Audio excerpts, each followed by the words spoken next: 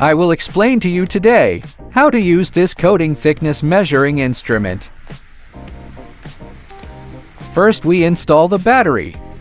It's measured through this bottom. We can directly turn it on with a click.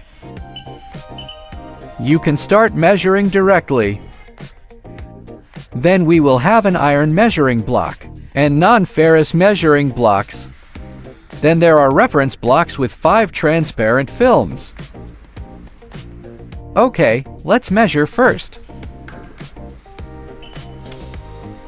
Display 0 microns, non-ferrous.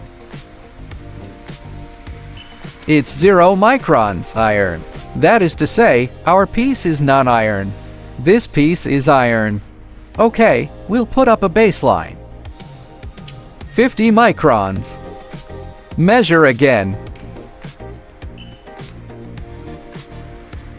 That's 49.7 microns.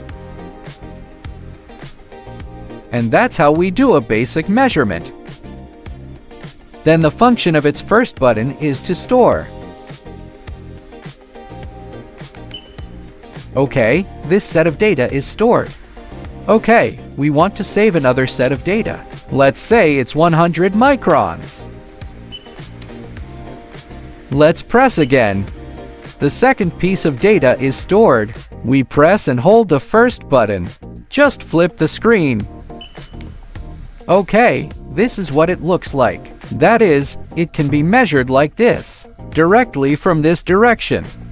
Okay, let's press and hold it again. Okay, the screen flips back.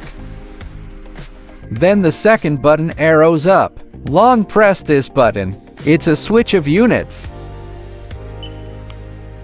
Ah, there's 2 units. Below this button, just start measuring from the current 100 micron benchmark. Like long press it. Okay, so we're going to measure it at 100 microns. And we started measuring. So let's say 250 microns. So that says 150 microns. So again, when we test 500 microns, that's 400 microns. Look. Okay. Fourth button is to set its measurement upper limit and measurement lower limit. For example, the upper limit of measurement. We want to set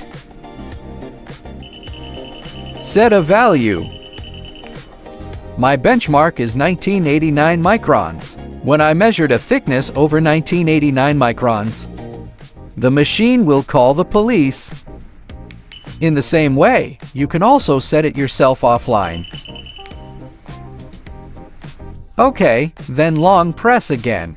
This is the data we just stored. Switch by the upper and lower buttons. Here are 2 sets of data that we stored. A total of 99 sets of data can be stored. And I'm going to show you how to calibrate this machine. Is when we use this machine for a long time. Turns out it's not that accurate anymore. So how do we calibrate it? Long press our 4th button. Start calibration. With the plastic benchmarks we have now, first he asked us. The first data set of the test is 0 microns. That's direct contact.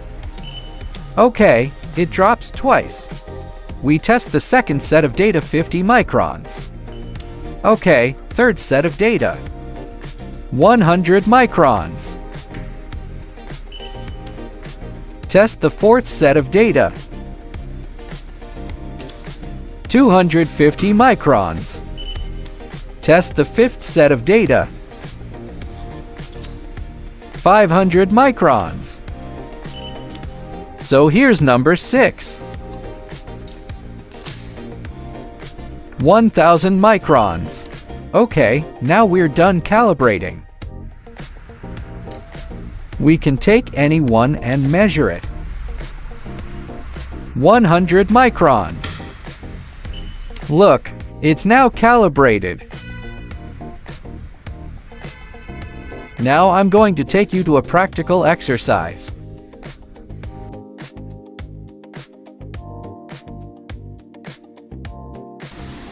So let's get into the actual combat. Let's test the right front door of this car first. See what the thickness of its paint water is.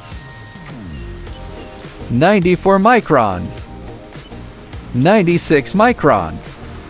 96 microns. We came up with 3 values. Then we start testing its right rear door.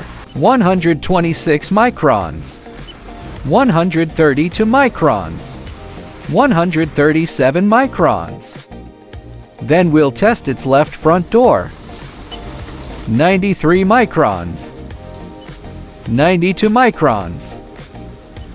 95 microns. We test its left back door. 92 microns. 83.5 microns.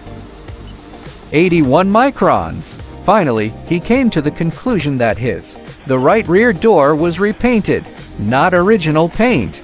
Buy better. Buy PEGATEC.